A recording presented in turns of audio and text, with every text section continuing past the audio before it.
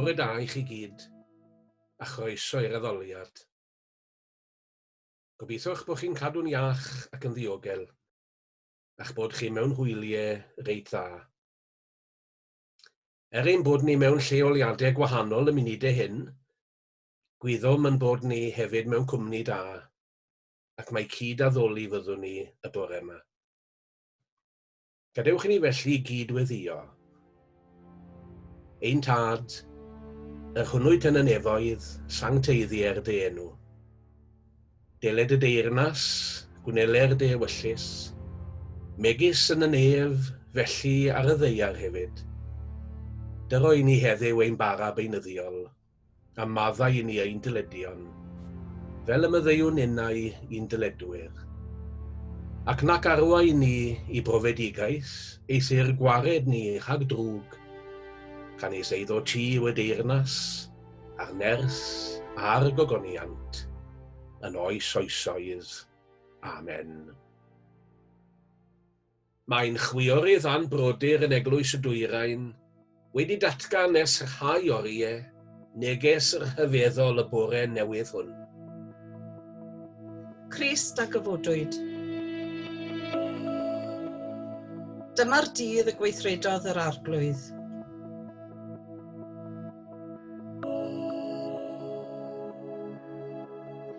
Gweddiwn.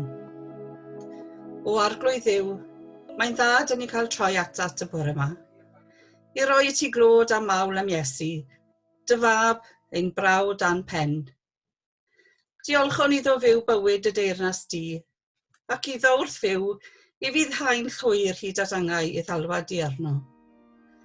A fi ti ein tad ar bwys ei wasanaeth di hunan, ei ddyrchafu a rhoi iddo'r enw sydd goruwch pob enw, bendigon di, heddiw a byth.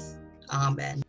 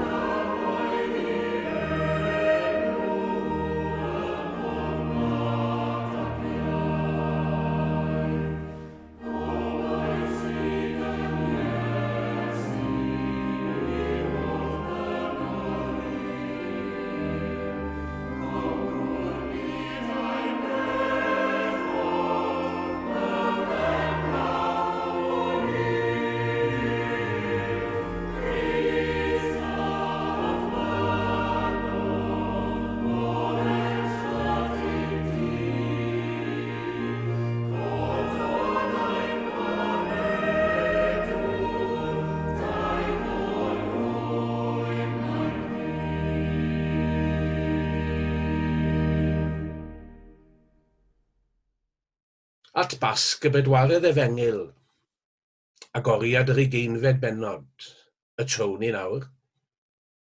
A cheisio edrych ar ddigwyddiadau'r bore'r rhyfeddol hwn yng ngoleuni tystiolaeth Ioan. Mae'n briodol sôn am oleuni wrth droi at Ioan. Mae oleuni a thywyllwch arwyddocad arbennig yn y llyfrau Beibledd sydd yn cario ei enw. Goleuni yw Duw, ac nid oes yn ef ddim tywyllwch, medd llythyr cyntaf Ioan. My fi yw goleuni'r byd, medd Iesu, Efengil Ioan. A chofiwn wedyn agoriad mawreddog yr efengyl a lle'r goleuni yn y dechreuad. A hynny'n adleisio'r dechreuad cynta'n deg. A Duw yn cymell y goleuni nad yw'ch tywyllwch wedi'i drechu i fodolaeth. Fanna mae dechrau'r Pasg i Ioan. Yn gynnar iawn ar y bore Sul a hitha'n dal yn dywyll, dyma Mair Magdal yn mynd at y bedd a darganfod fod y garreg fawr oedd ar geg y bedd wedi symud. Sdim sôn am wawr da Ioan, dim ond tywyllwch. A nodweddion y tywyllwch yn amlwg yn ei bortread o Mair.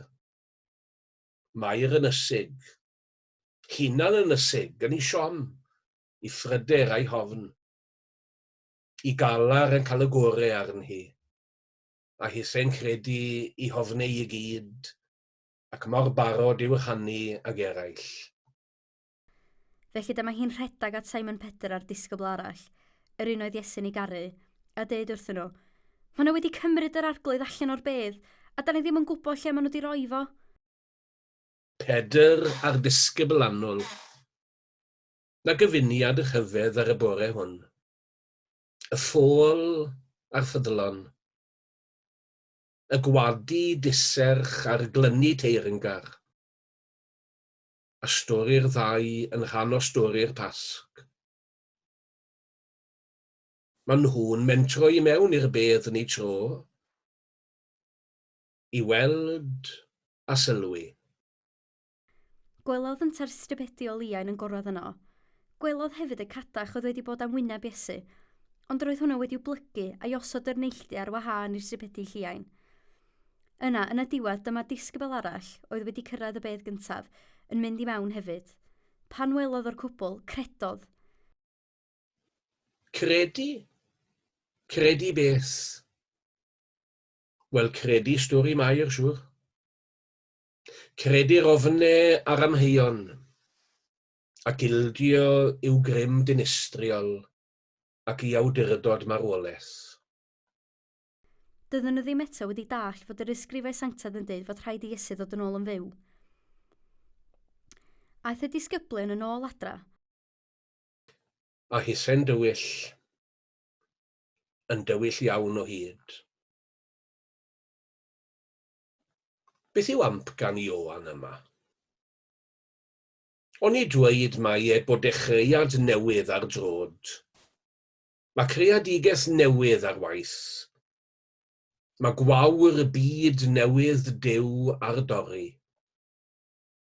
Yn y dechreuad, galwodd Duw fywyd o'r dyfroedd dyfnion di. Yn yr oriau ma'n tywyll, heb na sŵn na thwrw, heb na thist na sylwebydd i gofnodi'r foment, Crist a gyfodwyd. Wel, am newyddion da. Newyddion da i bwyd, wedwch. I Mair, sy'n dal i sefyll y tu allan i'r bedd yn wylo. I bobl fel Mair, sydd i laru ar farwolaeth, sydd i blino ar adrodd stori sy'n lladd. I bobl tebyg i weithlu'r gwasanaeth iechyd, sy'n brwydro yn ei blinder dagreiol y dyddiau hyn yn erbyn afiechyd a dioddefaint. I bobl tebyg i Antonio Guterres, ysgrifennydd cyffredinol y Cenhedloedd Unedig, sy'n galw'r byd i ymwrthod a rhyfel ac i orseddu cyfiawnder. I bobl fel Greta Thunberg, a'i galwad arnom i bartneriaeth fywiol ar greadigaeth gyfan. I chi ac i finne sy'n holi gyda Mair bore yma, ble ma Iesu? Roedd hi'n meddwl mae'r garddwr oedd o, a dwedodd, "Syr, os mae ti sydd wedi'w symud, dweud wrtha fi lle ti di roi fo, a byddai'n mynd i nôl fo." Os yna'r fath beth yn bod, wedwch, a cham gymeriad sanctaidd. Doedd Mair efengyl Ioan. Efengyl y dechreuad newydd ddim ymhell iawn ohoni, oherwydd yn y dechreuad yr oedd gardd. Ac yng ngoleuni Pasg Ysgrifennydd Iwan y mae gardd, gardd creadigaeth newydd Duw yn Iesu Grist. Beth yw dathlu'r Pasg? Ond i derbyn gwahoddiad Iesu o'r ardd i'r ardd, i deyrnas Dduw, yw gweithio a'i mwynhau. Mair, rabwni, athro, yr wyf wedi gweld yr arglwydd.